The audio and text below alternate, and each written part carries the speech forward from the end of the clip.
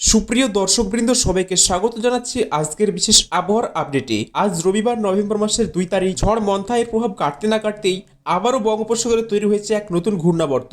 আগামী 72 ঘন্টার মধ্যেই এটি নিম্নচাপে পরিণত হয়ে শক্তি সঞ্চয় করতে পারে, এমনটাই ইঙ্গিত দিয়েছে বিভিন্ন ওয়েদার মডেল। সম্ভাবনা রয়েছে এই নিম্নচাপ আগামী 5 নভেম্বর থেকেই বাংলার উপকূলে ঝড় বৃষ্টি নিয়ে হাজির হতে পারে। তাহলে আসুন বিস্তারিত দেখে নিই আজকের আবহাওয়া কেমন থাকবে, কোন কোন জেলায় বৃষ্টির সম্ভাবনা রয়েছে, আর নতুন নিম্নচাপের প্রভাবে কবে থেকে আবারও দুর্যোগপূর্ণ আবহাওয়া দেখা দিতে পারে। আজকের সারা দেশের আবহাওয়ার কথা বললে, আজ রবিবার সকাল থেকেই উত্তরবঙ্গের আকাশে এখনো মেঘের প্রভাব দেখা যাচ্ছে। বিশেষ করে আলিপুরদুয়ার, কোচবিহার, জলপাইগুড়ি থেকে শুরু করে মালদা, উত্তর ও দক্ষিণ দিনাজপুর এবং মুর্শিদাবাদের একাংশে আকাশ মেঘলা রয়েছে। বাংলাদেশের ক্ষেত্রেও একই চিত্র।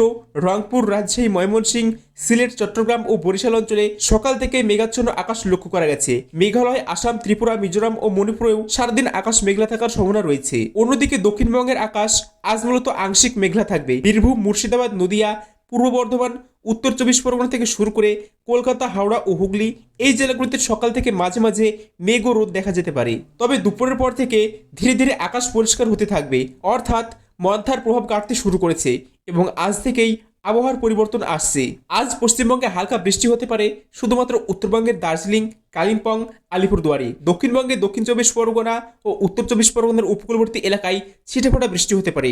কলকাতা, হাওড়া ও হুগলিতে বৃষ্টির সম্ভাবনা খুবই কম, প্রায় না বললেই চলে। তবে কিছু এলাকায় হালকা ছিটেফোঁটা বৃষ্টি দেখা যেতে পারে। বাংলাদেশের রংপুর, ময়মনসিংহ, সিলেট এবং চট্টগ্রামের পাহাড়ি এলাকা, খাগড়াগাছি, ফটিকছড়ি, হাটহাজারী ইত্যাদি এসব স্থানে হালকা থেকে মাঝারি বৃষ্টির সম্ভাবনা রয়েছে।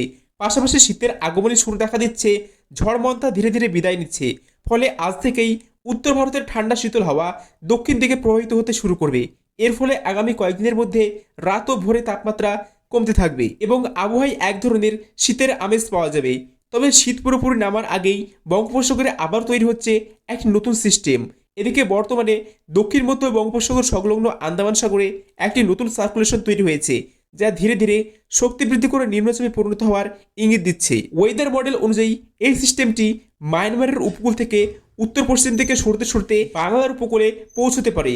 নভেম্বর মাস এমনিতেই ঘূর্ণিঝড় প্রবণ সময়, তাই পরিবেশ ঘূর্ণিঝড় সৃষ্টির জন্য খুবই অনুকূল রয়েছে। যদিও এখনই একে ঘূর্ণিঝড় বলা যাচ্ছে না, তবে নিম্নচাপ থেকে ঝোড়ো আবহাওয়া তৈরির আশঙ্কা প্রবল। এছাড়াও বিভিন্ন ওয়েদার মডেল যেমন ইসিএমভিএফ এবং আইকন অনুযায়ী এই নিম্নচাপটি আগামী 5 নভেম্বরের মধ্যে শক্তি বৃদ্ধি করে বাংলার উপকূলে পৌঁছতে পারে। তখন ঘন্টায় 80 থেকে 85 কিলোমিটার বেগে দমকা হাওয়া বইতে পারে। বর্তমান ইঙ্গিত অনুযায়ী ঘূর্ণিঝড় বা গভীর নিম্নচাপটি বাংলাদেশের বরিশাল বা চট্টগ্রাম বিভাগের উপকূলে আশ্রয় পড়ার সম্ভাবনা বেশি। তবে গতিপথ পরিবর্তন হলে পশ্চিমবঙ্গের উপকূলীয় অঞ্চল, বিশেষ করে দক্ষিণ 24 পরগনা, উত্তর 24 পরগনা, পূর্ব মেদিনীপুর, কলকাতা ও হাওড়াতে এর প্রভাব পড়তে পারে। তবে নিম্নচাপের প্রভাবে 5 নভেম্বর থেকে শুরু হতে পারে বৃষ্টি। বাংলাদেশের চট্টগ্রাম ও বরিশাল বিভাগে এবং পাহাড়ি এলাকা যেমন খাগড়াগাছি, মানিকছড়ি, টেকেনাফ, হাটহাজারী এসব এলাকাতেও ভারী বৃষ্টি ও ঝোড়ো হওয়ার সম্ভাবনা রয়েছে। এদিকে ভারতের পশ্চিমবঙ্গের দক্ষিণ ও উত্তর 24 পরগনা, পূর্ব মেদিনীপুর, কলকাতা, হাওড়া ও হুগলিতে 5 তারিখের পর থেকে ঝড় বৃষ্টি দেখা দিতে পারে। সব মিলিয়ে বলা যায়, মহান্তার প্রভাব শেষ না হতেই বঙ্গোপসাগরে আবারও এক নতুন নিম্নচাপের আবির্ভাব ঘটেছে। এটি ঘূর্ণিঝড়ের রূপ নেবে কিনা তা এখনই বলা যাচ্ছে না, তবে এর প্রভাবে আবারও উপকূলীয় জেলাগুলিতে ঝড় বৃষ্টির আশঙ্কা রয়েছে। 4 নভেম্বর পর্যন্ত আবহাওয়া মোটামুটি পরিষ্কার থাকবে। রাতে তাপমাত্রা সামান্য কমে শীতের হালকা ছোঁয়া পাওয়া যাবে।